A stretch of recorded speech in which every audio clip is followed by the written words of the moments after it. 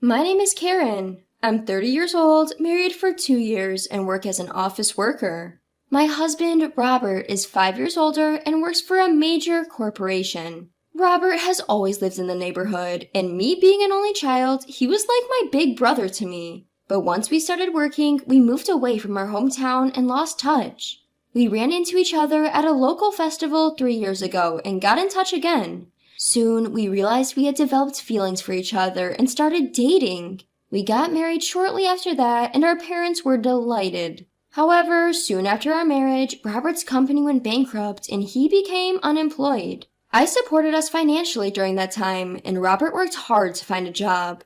After about 6 months, he finally secured a position in the current company, so we breathed a sigh of relief. Not only that, but Robert has shown remarkable growth at his new workplace and is now being considered for a promotion. Things were going well until Robert started turning outright arrogant.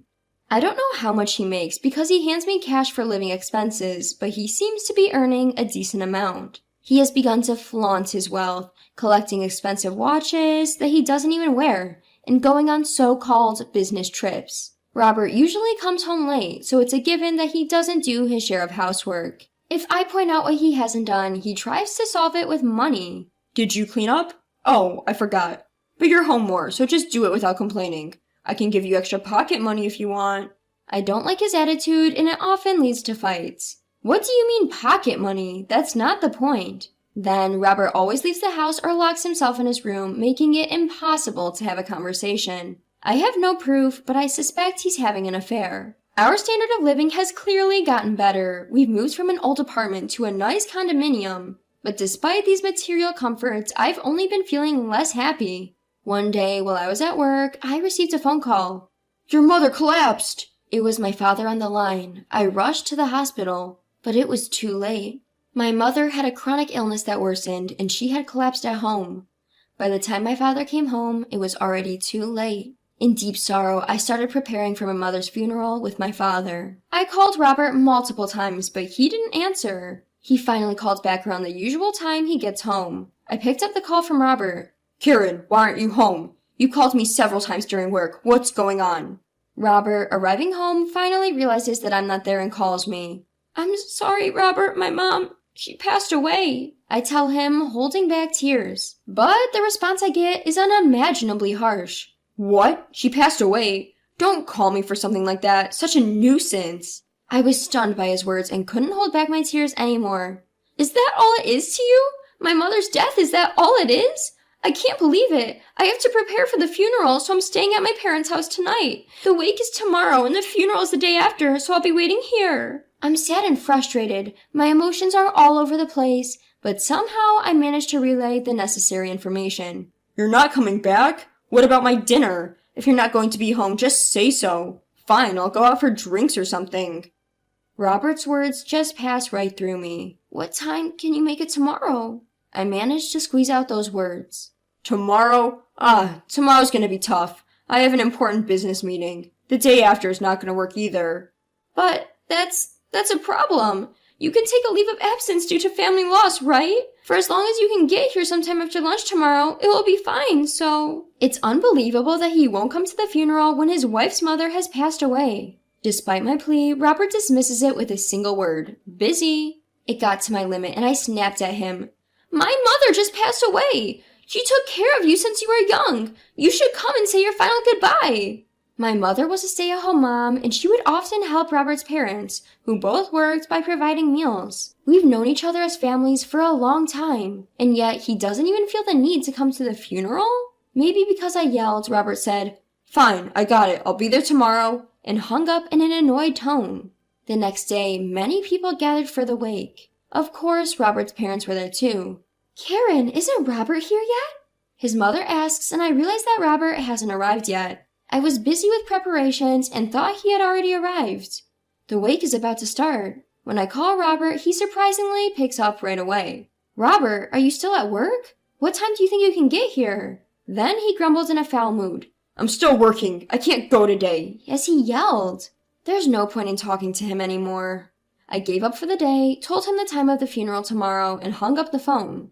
Robert's parents apologized profusely to my father and me, and had called Robert numerous times, but their calls never went through. I believed he would at least come to the funeral, but Robert did not show up the next day either. To make matters worse, when I called him, he said, "I earn a great hourly wage. I could go, but can you afford it?" I had had enough. I no longer care about him. It was all about money again. No matter how much money one has, or how good a life one leads, I can't stand to be with a person who has no morals. I decided to get a divorce. Amid all this, at the funeral, a woman approached me. "You're Karen, right? I'm a classmate of your mother, and we just had tea recently." She told me through her tears, and I inadvertently shed tears too. The woman continued to ask, "Where is your husband?" When I responded that he was busy with work and couldn't make it, the woman began to quietly rage. "He can't come because of work. That can't be true." I was confused because I didn't understand what she meant, but she noticed and explained to me. "I'm an executive at Robert's company.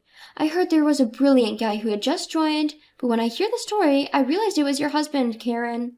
But he seems to have started slacking off at work recently, and apparently there were complaints from clients just yesterday too." I was surprised to hear this, but perhaps the reason he yelled when I called him yesterday was because he was in a bad mood due to that complaint. I wanted to know more about it, but the lady, being considerate, left without delving deeper into the conversation. That night, I once went back home and packed all the essentials. Robert was not home yet and didn't answer his phone either. I left a note saying I'd be going to my parents' house for a while and left the house.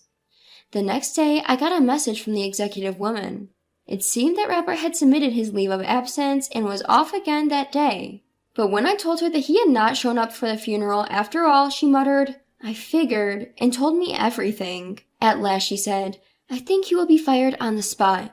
The next time he comes to the office, his seat will probably be gone." The call from Robert came the following night. "When are you coming back?" He sounded grumpy, but I wasn't afraid. I had no feelings left for this man anymore. "I'll be picking up my things soon." "Huh?" "I won't be coming back." "What are you talking about?" Robert responded in a ridiculing tone. "Let's get a divorce." When I firmly said so, Robert laughed derisively. "Divorce? Why are we suddenly talking about that?" "I can't live with a man who doesn't even attend his wife's mother's funeral. That's beyond wrong." "Oh, right. Do whatever you want. You're the one who's going to struggle without me around, Karen." "I'll come by tomorrow, Saturday. I'll be picking up my things and bringing the divorce papers. Be home, okay?" I had everything prepared and was ready for anything. The next day, I headed home with the divorce papers.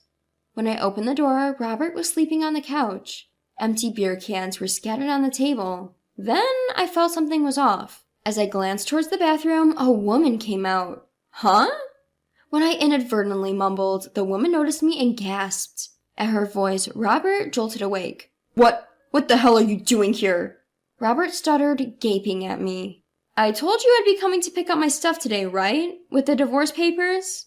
The woman who came out of the bathroom stood still for a while, but seemingly understanding of the situation, she slipped out the front door. Well, I know who she is and where she's from. It doesn't matter that she's not here now. Then Robert, all flustered, began to make excuses like, "That's not what it looks like. She works under me, and she came over for some drinks last night."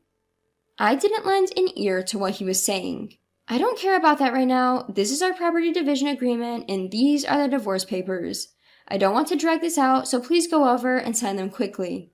Then, as Robert skimmed through the property division document, a smug expression spread across his face. "Property division, huh? Well, I suppose there's no help for it. You're gonna need money to live on your own from now on. Fine, I'll give you this much." With that, he filled in the divorce papers and handed them to me. "We're strangers now, huh?" I was so disgusted by his smug face that I grabbed the divorce papers and walked out the front door. Later, I submitted the divorce papers to the city hall, and we were officially strangers to each other. Yet, a few days later, Robert visited my parents' home. "Karen, what the hell is this?" Oh, it arrived, didn't it? What Robert had in his hand was a bill for alimony. It was something I had claimed through my lawyer. "Damages? What's that about?" "It says right there. It's for the emotional distress you caused me with harassment and infidelity." Robert had been leaving all the household chores to me and had also verbally abused me. Having fallen into a poor mental state, I had been using my phone's voice recorder to record my daily exchanges with Robert so I could process my situation later. I hadn't thought it would come in handy, but when I played it for my lawyer, he said it was straight up verbal abuse, and I could file a lawsuit against it. And then there were the damages for infidelity.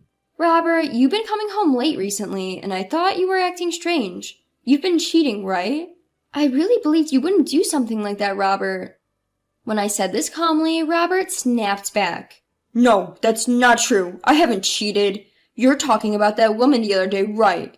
We all went drinking and she ended up at my place because she missed the last train. There's nothing between us. You got it wrong. Robert denied it persistently. Why do you think I overlooked that woman running away that time? Because I had other evidence. Yes, I am aware that she works under you. You shouldn't have taken any leave of absence just to go on a trip with her. Did you really think you wouldn't get caught? And you've been fired from your job now, haven't you? I do know everything, you know. At that, Robert looked at me with wide eyes. I continued laughing. You always bragged about being on the fast track. I suppose you couldn't admit you'd been fired, could you? I heard you both got fired. Just because your mistress is in the finance department, you can't embezzle your company's money and not get caught. How do you? He probably had thought I wouldn't find out. Robert looked pale and was opening and closing his mouth. One of the people who attended my mother's funeral was an executive from your company. She said she was a classmate of my mother's. She was very angry that you didn't attend the funeral and thought she would give you a good talking to when you returned to the company. But then she realized you were on leave, so she contacted me. Your overnight trip at a tropical resort must have been a blast, huh? With that, I thrust the evidence photos I had been keeping at him. Hey, this is... Robert was visibly paled. Detectives are amazing, aren't they? I never thought they could gather so much evidence. When I received a call from the female executive, my gut feeling was triggered. When I left a note saying I'd be gone for a while, Robert must have assumed he was free to go somewhere. If my gut feeling was right, he was cheating. When I consulted with the female executive, she referred me to a lawyer and a detective.